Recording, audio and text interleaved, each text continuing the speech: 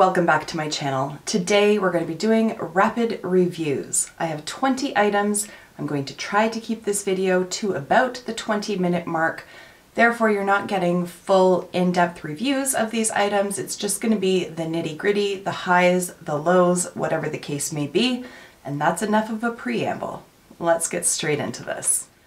First up, I have two brushes to talk about. So the first item here is from Sigma. It is the E33 Detail Diffused Crease Brush. You can see the shape of it there, and I am a fan of this brush. I like the shape of it, the size of it. I like that it fits really nicely into my crease. It has enough stiffness to it where it blends product really nicely, but not so stiff that it is jabby and hurts. Overall, I am a big fan of this brush. I have one other brush to talk about, also from Sigma. This is the F61, the Angled Cream Contour Brush. And again, you can see that shape there. It is quite thin, nice strong angle to it. And it's good for cream contour products because I can just sort of put it where I need it. The only thing that I would change about this is making these bristles just a little bit stiffer, because I do find that they can splay a little bit and sometimes the precision isn't quite what I would want it to be. Although when I go in with cream products, I do end up blending them out, so it's not a deal breaker. I do like the idea of it. I just wish it was just a little bit stiffer for my liking. I feel like there's a joke in there somewhere. It's low-hanging fruit. We're just gonna move on. New from Fenty, I did pick up one of their eyeliners, despite the fact that I set out a video saying I wasn't going to buy any eyeliners in 2020. Here we are. So this is the Fenty Beauty Fly Pencil Longwear Pencil Eyeliner. I picked up the shade Bank Tank. It's like a olive sort of green. It's a shade that I don't already have. It does twist up. It's not fully retractable though, so I can't twist it back down. That kind of stuff drives me crazy, so I don't like that. But I do like the pencil. It is very smooth. There's no tugging. It is long wear. I have yet to find an eyeliner that will last all day in my waterline. This is no exception. It does eventually escape, but on top of the line, or on top of the lash lid, a-okay, no problems with smudging or anything like that. Once it sets down, it locks into place. It does remove easily with remover, but it doesn't just flake off, crack off, or smudge off, and therefore I'm happy with it, although I really do wish that it was fully retractable. I'm going to jump over quickly to one skincare item. This is from Consonant. It is the Ultra Firming Organic Eye Cream. This, I believe, is a Canadian brand. Yes, it is based in Toronto. And it says, their little tagline is, what goes on your body goes in your body. It is a clean beauty line. And I like the packaging of this one because you just twist it and the pump comes up. So if you're traveling anywhere and you're throwing this in your bag, you know it's not going to spill all over the place. You just twist it up, it pumps out. It pumps out more than what you really need. A little goes a long way, but I really do like this eye cream because it absorbs really quickly. It does help my skin feel very hydrated without being greasy, and overall I just like the way that it applies, and I think that the minimalist sort of design of the packaging is spot on. So this product has been around for quite some time. I am late to the party, but I have arrived. This is from Charlotte Tilbury. It is the Hollywood Flawless Filter for a Superstar Youth Glow. Ridiculous name, wonderful product. So this can be used almost like a liquid highlighter, or you can use it underneath foundation for a bit of an overall glow. You can use it on its own for a glow. I do have some on the back of my hand here, and I'll just blend it out to show you. So there you go. You can see that it does produce this luminosity, but it's not glittery, it's not metallic looking, it's nothing over the top.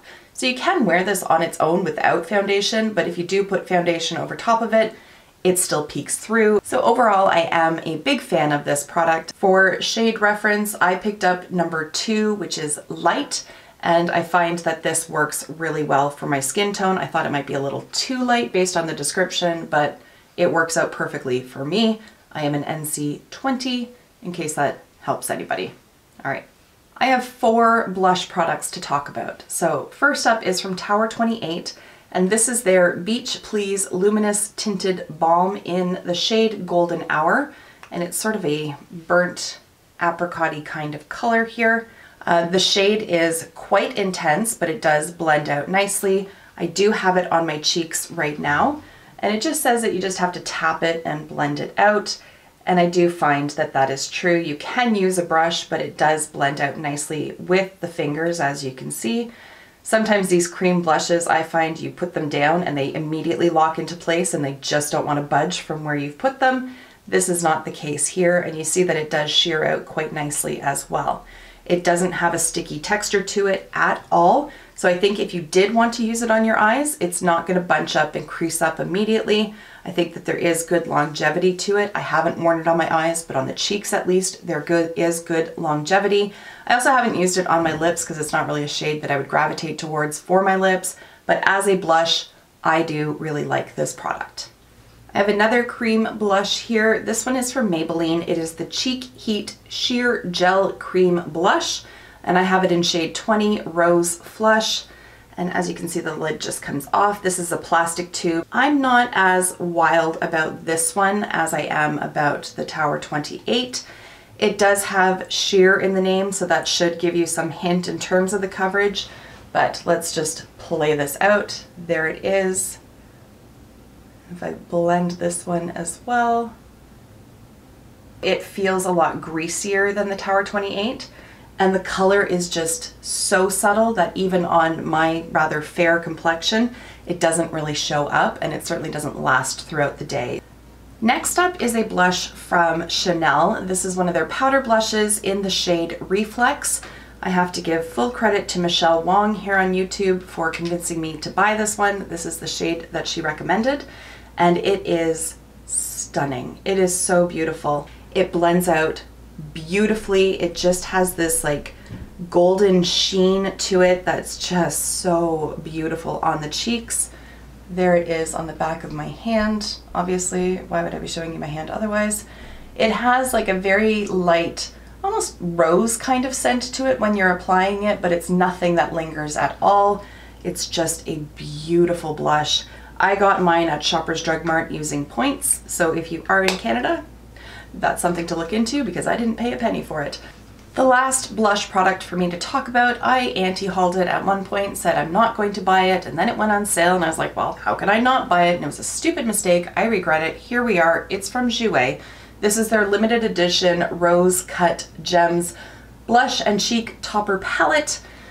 I thought the packaging was super duper cute, and then I received it in the mail and was like, oh no, you're not. It's just like little bits of raised cardboard. There are no actual jewels on it. It's actually rather cheesy looking, to be honest. The shades on the inside, I think they were trying to basically cater to everybody and put something for everyone in there. And then you have the highlighter, or what I imagine they're calling the cheek topper in here, and it's just like glittery to the max. Like it's just so glittery. On other people probably, but you can see there's really not much in the way of base pigment, and it just looks like pure glitter rubbed across my face. Moving on from cheek products, I have 3 eyeshadow palettes to talk about. So one is from Lorac, and this is the Luxe Diamond palette. It is a very basic bitch kind of palette right there, see it? But it is beautiful. I've never tried Lorac shadows before. Lorac.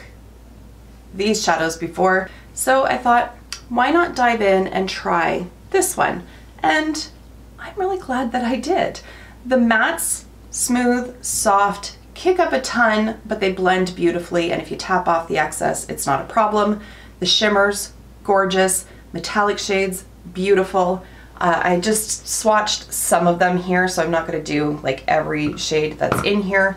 The black is not a true black. It's like a really dark gray, which I actually like with the rest of the tones that are in here. You can see how metallic some of these more metallic-y shades are, and then there are like satin shades.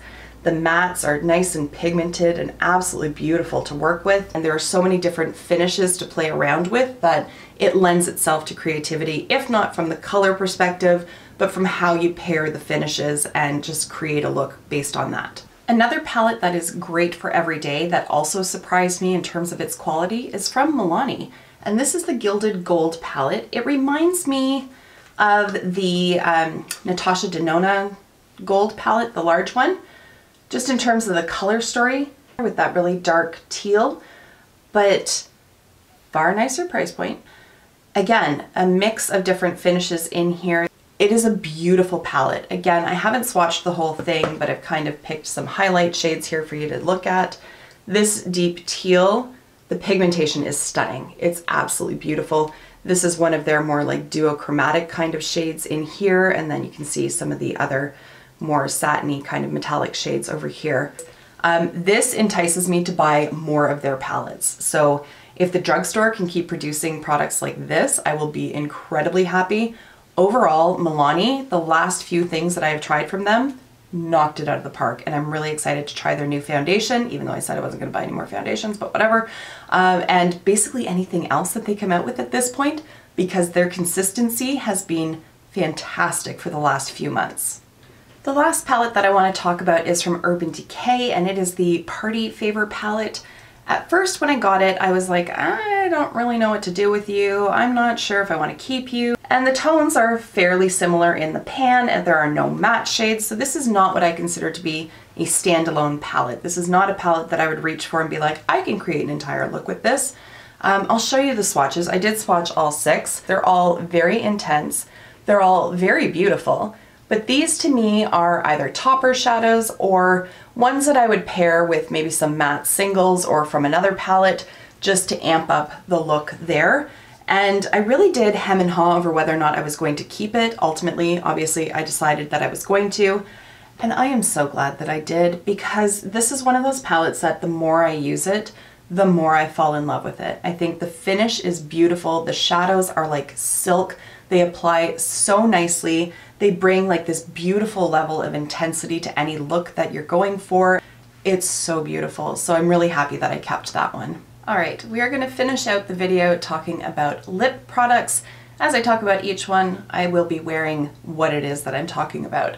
So first up is from Flesh. This is their lipstick in the shade Chew. This is relatively new to my collection, so I haven't had an extensive amount of time to play around with it, but initial impressions are that it is very moisturizing, very creamy, rather on the sheer side. It's kind of a My Lips But Better kind of situation going on. There really is no detectable scent at all to it, and overall I'm just quite happy with it, to be honest. Like I said, it is a very sheer sort of finish on it, and I like the packaging that the color is on the tip of it there, so that if you did own multiples and you had them standing in an organizer, you could easily see what they are. So while I'm not in a hurry to go out and like buy the entire line, I don't regret this particular purchase because I will get a lot of wear out of it. I have worn this lipstick in previous videos, but I don't think I've ever really talked about it all that much, and if I have, forgive me, we're going to talk about it briefly again. This one is from Tom Ford. It is one of their Lip Spark lipsticks in Power Trip is the name of the shade. It's effing gorgeous. It's beautiful. It's got all this like super metallic duochromatic sort of glitter in it. There's no feel of that glitter. Like even when I rub my lips together, I don't feel any grittiness at all. However, it's $70 Canadian, but it is beautiful. It's incredibly moisturizing on the lips, very comfortable to wear. The shade is gorgeous. They have just recently extended their shade options in here. So there's something for everybody, from more neutral colors to red to blue. There's pretty much everything there. $70. You decide where your priorities lie with your own money. I don't regret the purchase, even though like kind of makes me choke a little bit, the cost of it. It's beautiful. Next up from MAC is one of their newer products. This is the Patent Paint Lip Lacquer, and I bought the shade Polished Prize. I want to like this. I want to love this because I love the color of it, but there are some drawbacks to this product. First, there are some patchiness issues. So when I'm applying it, I do have to kind of keep moving the product around on my mouth, trying to fill in those gaps. So if you do purchase one of these, particularly in the deeper shades, I would recommend a lip pencil underneath, or at the very least, like even a clear lip primer, something that's going to help the product stick to your lips. And then also, you can't really tell yet because I've only just put it on, but it migrates to the corners of my lips. I don't like that. It can also get on my lips, which is also a bit of a hot mess when it's a shade this dark, but the camping out in the corners, am not a fan of that at all. It also does feather slightly, but it does feather, and again, when you have a shade this dark, it becomes that much more noticeable. So I want to love it, but I really just don't. Next up is from Milani, and this is their Ludicrous Lip Gloss in the shade Teen Spirit. Remember how I was saying how I've been really happy with Milani lately? No exception right here. It is smooth, it's creamy, it's not sticky, it's very comfortable on the lips, it doesn't go into the corners, it doesn't produce the strings, it lasts a good amount of time for being a gloss, and to be honest, it reminds me very much of my Pat McGrath gloss, but for a fraction of the cost. I think it's beautiful, they've got quite a few shades to choose from. I would be interested in picking up more of these lip glosses from Milani. This one is another product that I would like to like, but I don't. It's from Chanel. It is the Rouge Allure Liquid Powder in the shade 954. I like the look of it. It's kind of like that like ColourPop blotted lips kind of deal going on, where it's like this like blurred sort of matte thing situation. I like it. I like the color. I don't like the application, and I don't really like how it feels. So here's what the applicator looks like. It reminds me of those like Too Faced melted lipsticks that they had. So there you see it there. The only problem really is that it feels very greasy on the lips. Like, not necessarily moisturizing, it just has like a really weird feel to it. I don't know how to describe it. It's greasy yet dry at the same time. Like, it makes my lips feel like they're dry while still having a layer of grease on top of them. I'm not sure. I'm just not on board with this one. It's just not a product that I would recommend, and it's not a product that I will buy again. Now we have a product from Clarins. This is their Water Lip Stain, and I have it in the shade Sparkling Violet Water, number 7. I kind of got like a bit of a love-hate thing going on with this one. So once it's applied, once it dries down and looks like this, I'm okay with it. I don't like applying it. That's the problem. So it is very watery, like it is a very liquidy product. It has this like little nubba brush stub here. So that's obviously how you apply it. So when I'm applying it, it's very patchy, so I have to keep applying, and then of course the liquid's sort of running all over and into my mouth. It tastes atrocious, don't like that. Once it dries down, it is pretty. I don't know about this whole sparkle situation that they're talking about. It's not particularly sparkly. While it looks really pretty and while I like the idea of a stain, this is just not the one that I ever reach for. I go for the Sephora one over this. The Sephora ones are fantastic, and they're like $18 or something like that. Just around Christmas time, Pat McGrath had a sale on her website for her Luxe Trans lipsticks. They're usually $50 Canadian, and they were down for $10, so I bought 2. The one that I'm wearing right here, I recently wore in my Fenty mini palettes review video. This is the shade Psycho Candy, and it's gorgeous. Now, I've tried her matte trance lipsticks in the past, and I'm not a fan of them. They're not comfortable, they're very drying, I don't like the texture of them. These, however, this I can get on board with. It's creamy, it's hydrating, it's incredibly comfortable, still long wearing, tons of pigment. I'm a happy camper with this one. The other shade that I bought is Realness, and it is just this beautiful nude lipstick that I do get a ton of wear out of. Last but not least, and sidebar, please do not judge the application. My lips are stained from the other products. My lips are also on fire from trying on all of those other products. So what you see going on here is not the fault of the product. The product being from Stellar Beauty. This is their liquid lipstick, and I have the shade Mythic Moon number 6, which is this beautiful sort of oxblood kind of situation that's going on here. I am in love with this product. It's a liquid lipstick. It does not dry down completely. It's not completely transfer proof, as you can see, but that helps to keep it so comfortable. It never feels drying on the lips. It's very lightweight. Right now, it doesn't even feel like I have anything on my lips, so it's not tugging. You're not aware of it when you smile. You don't feel it sort of cracking apart. It's just very easy and very comfortable to wear. They have a very limited shade range. I think there may be like 6 or 7 to choose from. They are currently on sale on the Sephora website, at least here in Canada, and I think they're going for like $16. Highly recommend. All right, guys, and with that, thank you so much for taking the time to watch, and I will see you in my next video. Until then, just be a decent human being. Bye for now.